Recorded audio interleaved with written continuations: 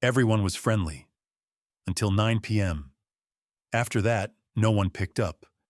No one opened their door, but they were still there. I could see them. A couple winters ago, I booked a month-long Airbnb in a small Midwest town to finish a freelance design contract.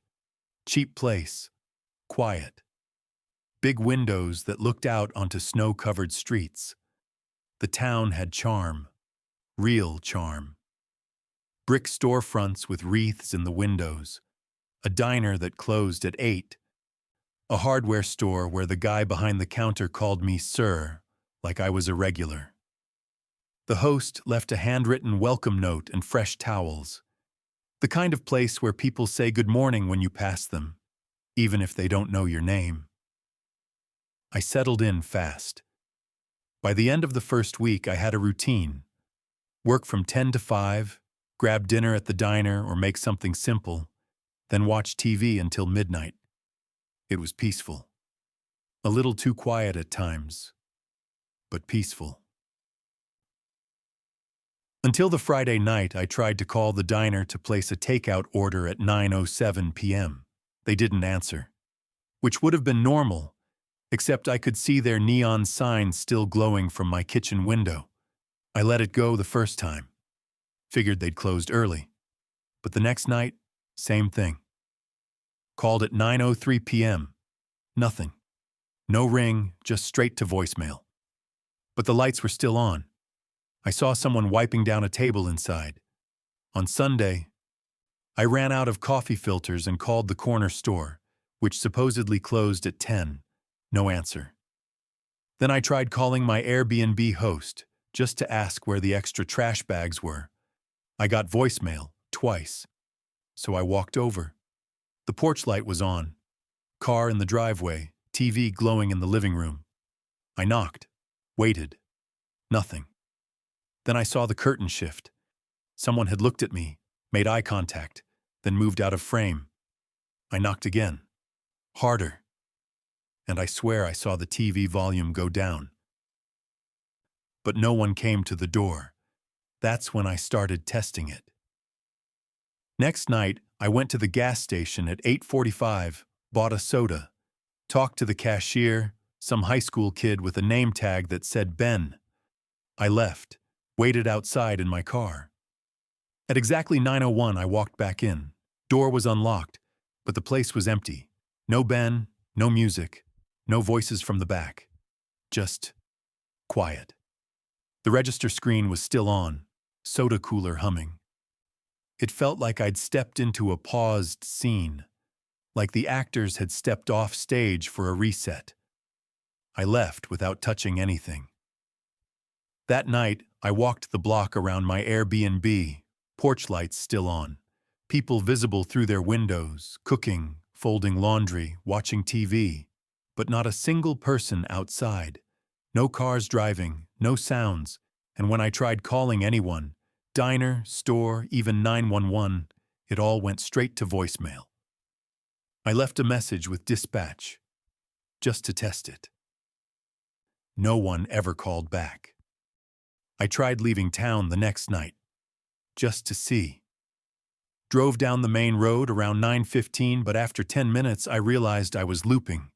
Same gas station, same blinking yellow light, same billboard for Sam's Feed and Grain. I checked GPS, no service, turned off onto a side road and ended up back at the same intersection I started from. It was like the town wasn't letting me out. I parked and walked to a house across the street. Knocked. Rang the bell. No answer, but the person inside looked directly at me through the window, then reached up and closed the blinds. I turned around and saw a man 2 houses down, just standing on his porch, still, hands in pockets, staring. I waved. He didn't move. At 11:34 p.m., I called my sister in another state. The call went through. I told her everything, rushed, half coherent. She asked if I was okay. I said yes, just freaked out. Then she paused and said, "You sure it's just the town?" I said, "What do you mean?" And the call dropped. I checked the time. 11:41 p.m. No signal after that, no internet, no power flicker, just full cut. The street outside looked normal, but something felt thinner, like everything was still happening, but none of it included me anymore. I stayed up until dawn, packed my stuff the second the sun came up. The gas station was open. Ben was there, smiled like nothing happened. The diner answered on the first ring. I didn't ask any questions, just got in my car and drove, fast and straight, no stops, until I hit the next town over. But sometimes, late at night, I try calling that diner again, just to see. It still goes to voicemail after 9. I've stayed in a lot of towns since then. I keep my phone charged. I memorize roads before dark. I try not to overthink quiet people. But a part of me still wonders, what if that town wasn't the only one?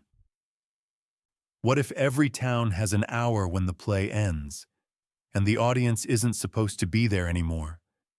And if I ever see that porch light blink twice again after 9, maybe this time I'll knock. He only ever borrowed things once, but every time I lost more than just the object. I moved into a small rental house just outside a quiet Midwestern town after quitting my job. I needed time to think, to reset. The house was modest. 1 floor, pale blue siding, backyard facing woods. Nothing special, but peaceful. I didn't expect to get to know the neighbors. I wasn't looking for connection. But the guy next door made it easy.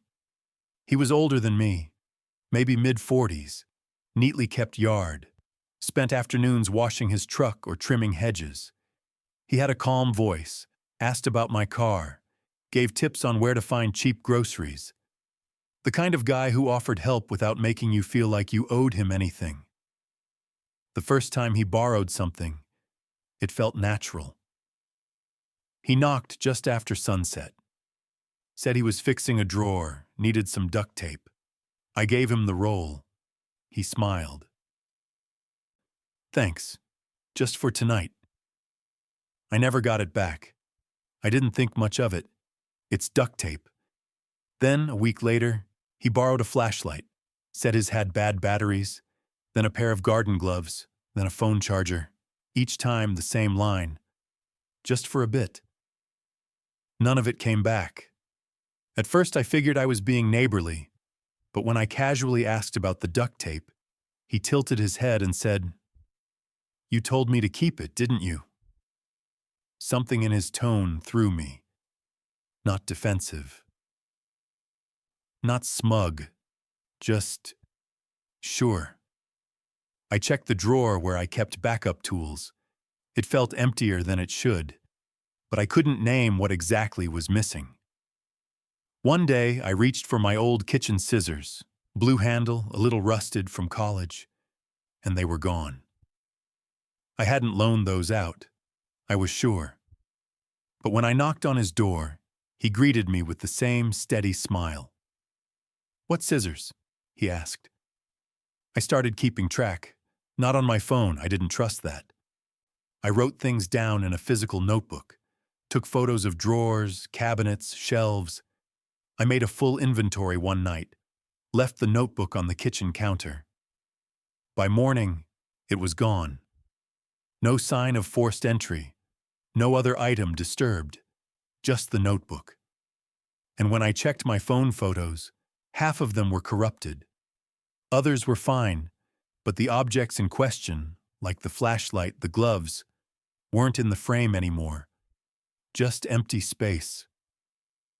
I confronted him again. "I know what you're doing. I want my things back." He blinked slowly, then said, "What things? You're not missing anything." I pointed to the rake on his porch. It was mine. Same grip, same dent, but the handle was painted green. Mine had been red. "You're mistaken," he said gently. And for a second, I doubted myself. Then it got worse. Not just objects, memories.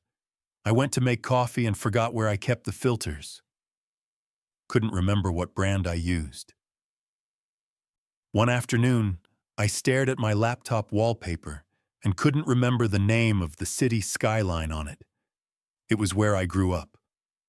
One morning, I sat at my desk, opened my laptop, and typed the wrong password. Not once, 3 times. It locked me out for 15 minutes. It wasn't a typo. I'd used the same password for 5 years. I couldn't even remember the first letter.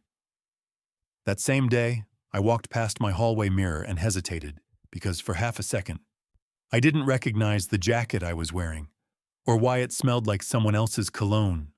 I started writing notes to myself. What day it was, what I ate, what I still owned. I taped a reminder to the fridge. You own a gray hoodie. You bought it in college.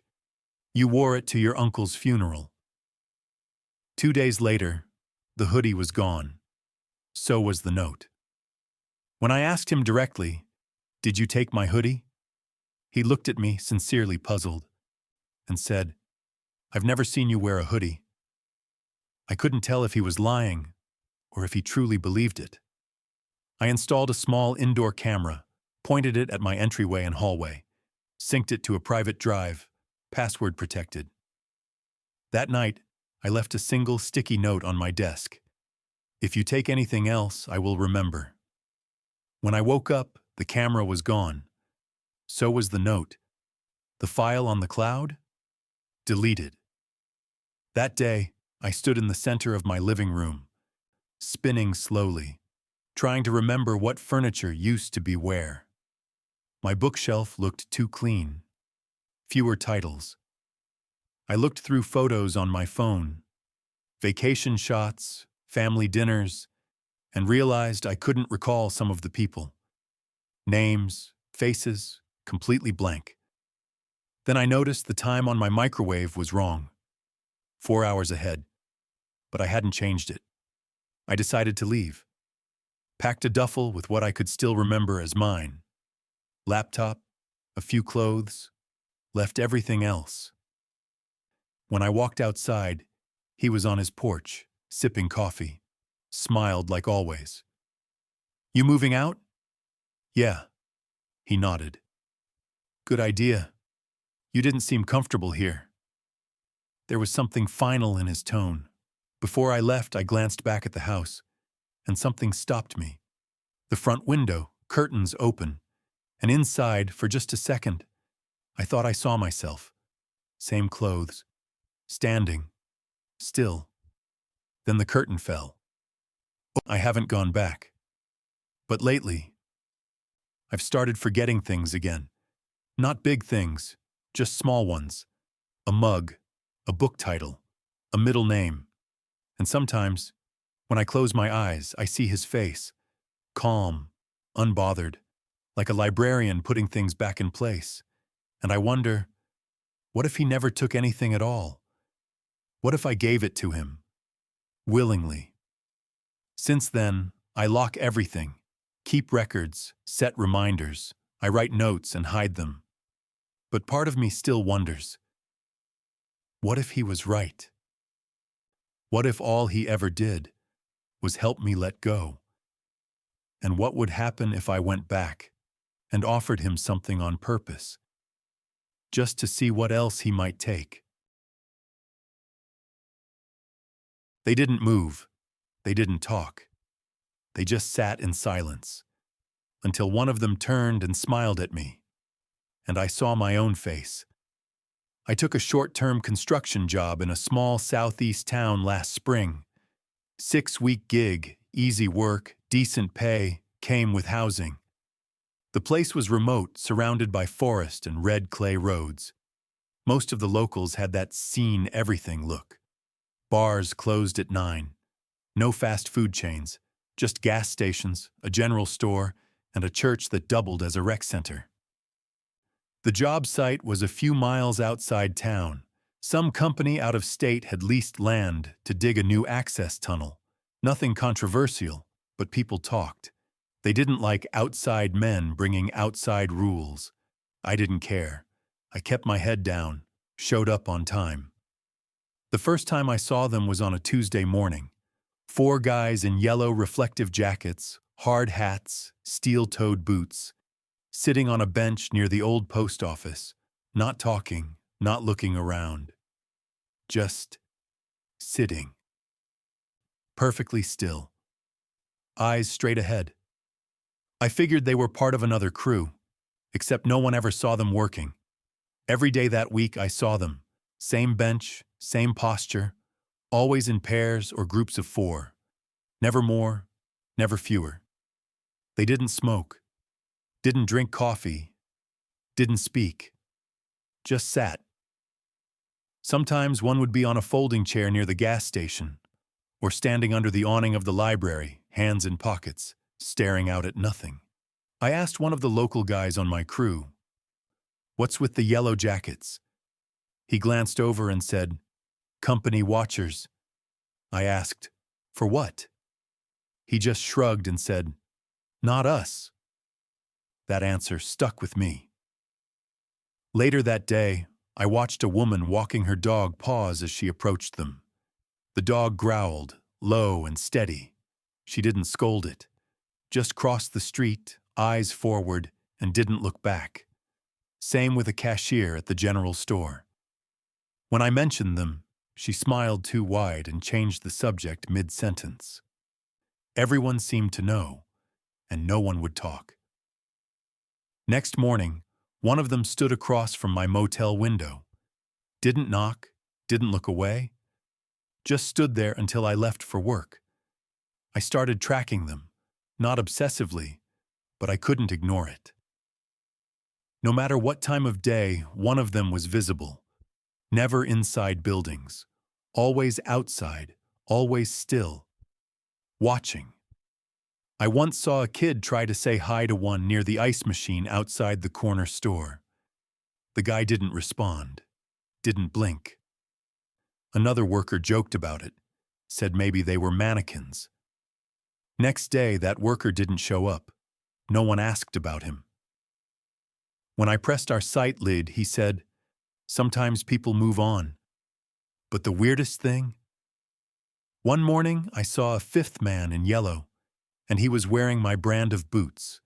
The same exact scuff pattern, same left boot toe, worn down at the curve, exactly like mine. That night, I couldn't sleep. I opened my duffel to check my gear, and my boots were gone. The ones I'd worn that morning. I still had a backup pair, less worn, but something about the missing ones made my chest tighten. The next day, I saw one of them wearing a jacket that looked exactly like mine. Same discoloration on the collar. Same frayed zipper cord. Even the small tear near the right cuff, stitched up exactly how I'd fixed it last winter. And that wasn't the worst part. When I got back to my motel, my jacket was gone. Just gone. That night, I walked. Town was dead quiet by 1 a.m. No cars, no wind, no bugs. And then I saw them. All 4. Standing in a line outside the diner, facing the building, not moving, like they were waiting to be let in. As I passed, one of them turned his head, just barely, and tracked my movement with his eyes. No expression, no greeting, just recognition. I picked up speed. When I looked back, they hadn't moved. I ducked into the alley beside the bakery, waited, listened. Nothing. Then, as I stepped back onto the main street, I saw myself, across the road. One of them. His face was mine, not similar, not related, mine. I didn't go back to the motel. I walked to the edge of town, tried to catch a bus, there wasn't one. Tried to get a signal, nothing. I walked back, tired, hungry, unsure. And there he was again, sitting on the bench by the old post office. Same boots, same scar under the right eye, same chipped tooth when he half smiled. It felt like a mirror, but wrong. Like he was remembering a version of me I hadn't lived yet. Then I noticed the photo, in my wallet. Old shot from college, Me and some guys at a tailgate. Except one of them, the guy on the left, I couldn't name. And his smile was flat. Too still. Too yellow. I haven't left since. I try. I pack. I plan. But each route curves back into town. Gas stations don't serve me anymore. Locals nod politely but step around me. Doors close faster when I approach. And now, they're not just watching. They're waiting. For what? I'm not sure. But this morning, I opened my motel closet and found a yellow jacket hanging there. My size. Still warm. Since then, I've stopped asking questions. I sleep in shifts. I rotate motels. But sometimes I wonder, what if I was never meant to leave? What if all they ever wanted was for me to sit down